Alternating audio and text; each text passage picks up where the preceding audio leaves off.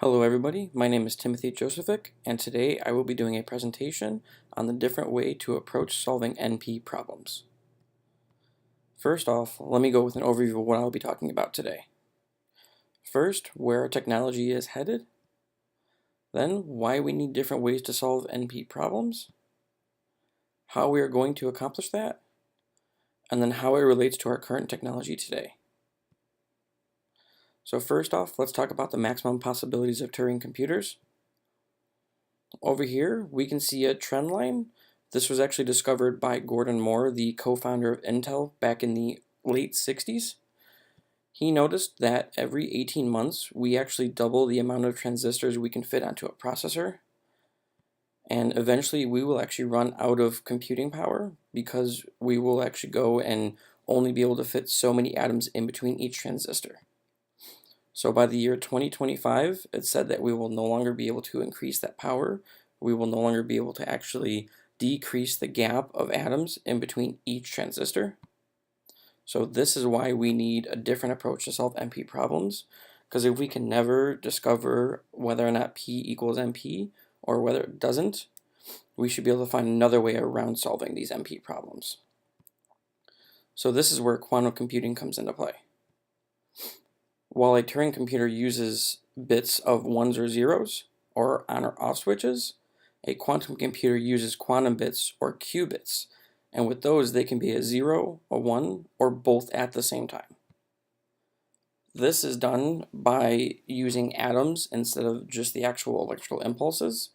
So with an atom, they actually use the magnetic spin to determine whether it is a 1 or 0, or both at the same time.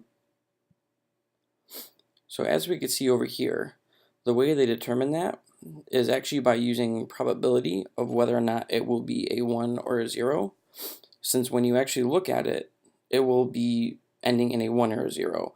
You can't actually see it both at the same time, but they can actually see the chances of it being a 1 or a 0, and they use these to actually calculate what it will be. So let's talk about the main differences in data with Turing versus quantum. So again, like I said, quantum computers don't use actual bits to calculate everything. They use the coefficients. So the biggest difference is the Turing bits, we have just each bit of data.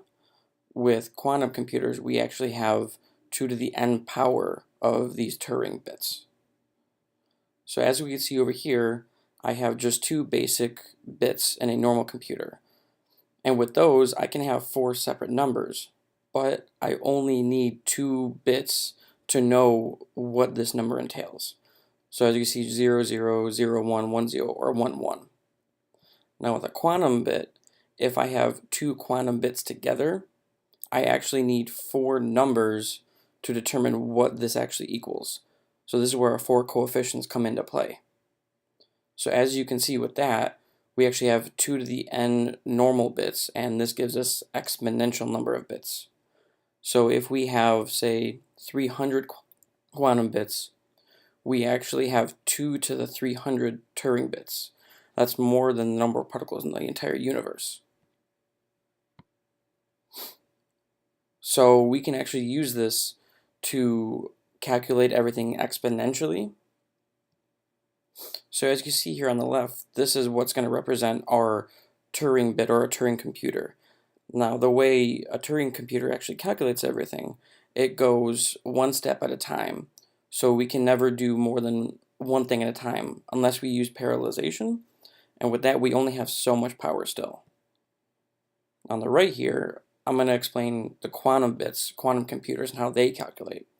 So as it goes through step by step, the quantum computer will actually go and exponentially grow as long as we have enough quantum bits to do the actual calculations. So as we see here, it's increasing exponentially in the number of calculations we can do. So again, since we get an exponential amount of qubits, we also get an exponential amount of calculations. So does this mean P equals NP? No, actually it doesn't. This doesn't solve P versus NP. This just creates a new way to solve these NP problems, and because we can actually calculate everything exponentially, we can solve it in P time. So why not use quantum computers every day? Well, there's a problem with this. They're only used for special tasks. So most NP problems, say breaking and creating cryptography. So a normal computer can take two prime numbers and multiply them together, but it's impossible for it to take a semi-prime number, again, two prime numbers multiplied together, and factor them. This is where quantum computers come into play, because again, we can do exponential number of calculations. What about solving DNA gene sequences? Again, it's hard for a normal computer. They need to be able to calculate every single possibility, and you can only do one step at a time. Quantum computer, again, can do exponentially, so we can solve DNA gene sequences if we have enough qubits and a working quantum computer. And another one, finding number in a phone book. So you can take a last name, search for it in a phone book, and find it very quickly, even if you're just a normal person. But if I give you a number, there's no real way to do that. You need to search line by line, check every single number, and find it eventually. With a quantum computer, you can actually split off things exponentially and give each quantum bit a section to look through, and it will find it in polynomial time.